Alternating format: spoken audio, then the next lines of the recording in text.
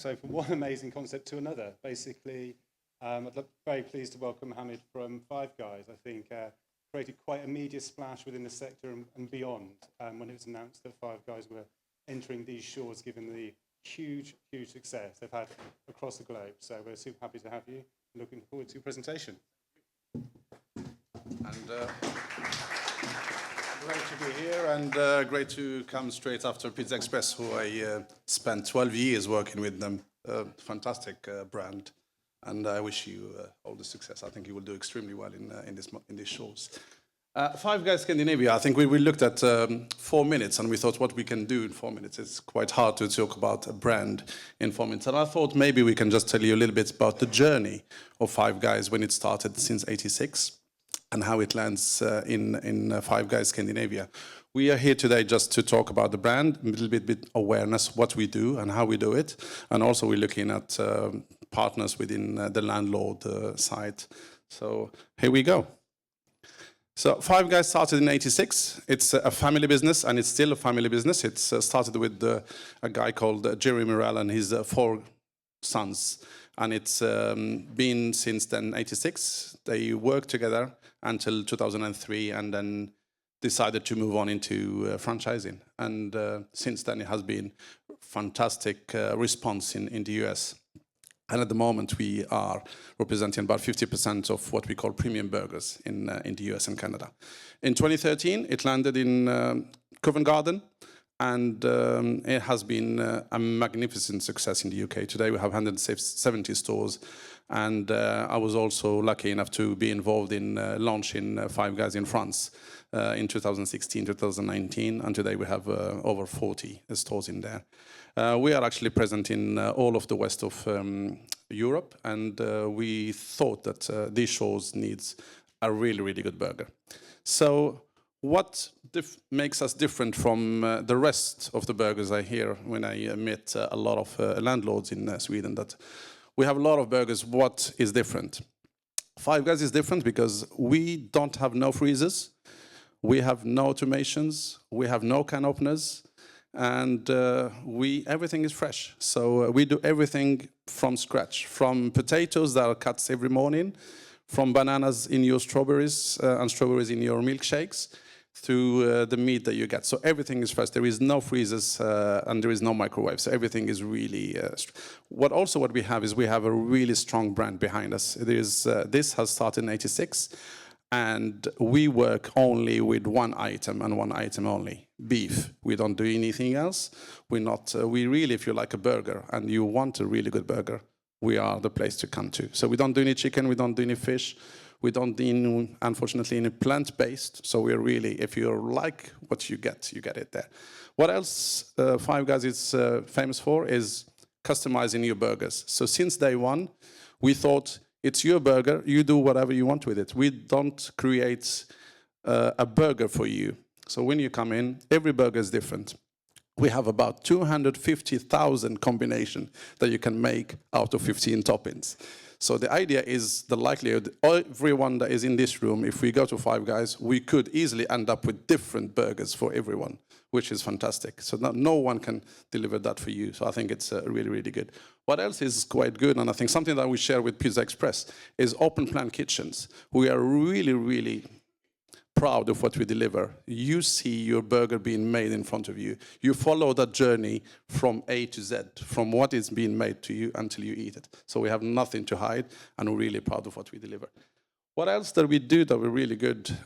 We found the difficulty here in Sweden is fresh bread. So we don't have anything frozen. So it's the other fantastic thing that Five Guys has been doing is mystery shopper. So we have 2 mystery shoppers a week. And what we decided is, because we don't do any marketing, so we have 2% of our top lines goes back to our team members. So if they deliver 95% or more on their mystery shopper, they get part of that pot spent to them. The reason behind it is we don't have any marketing. We don't do any marketing. We have never done any marketing before. And we don't do any discount. We haven't done any discount since we opened. So the idea is we reward our team members, because if we look after them, they look after you and they look after each other. So that's a part of it. And what we do is what we aim to bring in. We bring in a really an American diner experience to you. So something that we think nobody else has in Scandinavia. So you get a lot of local brands, but no one brings in that dining in journey for you. Our stores, they look exactly the same. So it's really red and white tiles, very simple. But the idea is the focus has always been in the product and product only.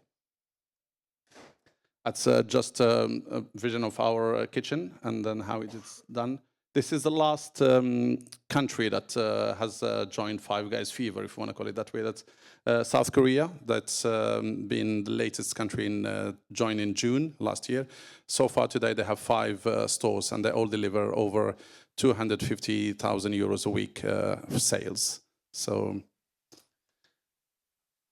real estate specification, what we're looking for sites between 250 and 500 square meters. We are really, what we're interested in, we are in high footfalls, but also in big shopping centers. That's the aim. We don't do any standalone or on the road. We are really looking for a destination where there is other bars and restaurants that existed, or in big shopping centers where there is a huge footfall.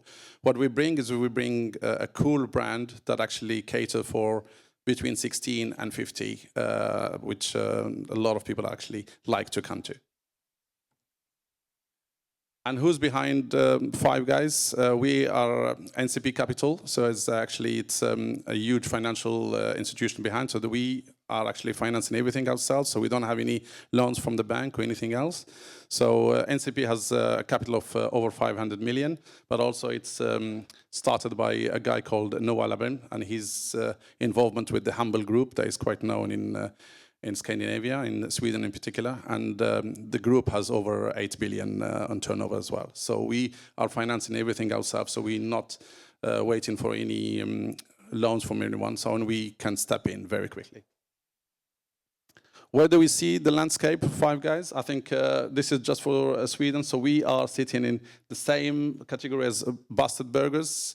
That's where we are, so it's that side with Brotherness as well, Olo Brotherness. And so those are where we situated. So our average spend per head is around 200, between 200 and 250 Swedish SEK. And what we want to do, our expansion, we want to keep Five Guys as a really good destination. So we don't want to bombard Sweden and the Nordic with the numbers of stores that we want to open. So we're looking at about 3 in Stockholm, 2 in Gothenburg, and then 1 in Malmö, and then we move into Denmark, and then afterwards to Finland and Norway. So that's the aim. But the idea is we want to keep these as destination stores that actually deliver over 35 million SEK per year. And that's it. I think we have a video to show you just the opening of South Korea. If technically we can do it. Let's see. Here we go.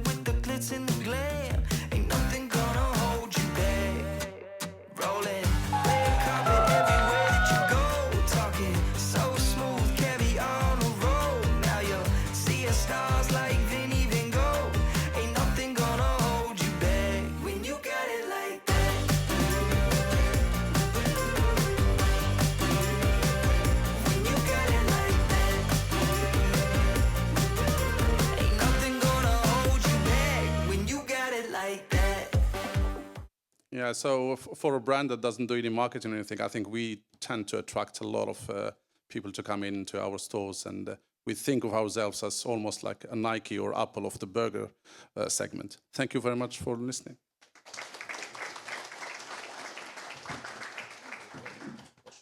No? Okay.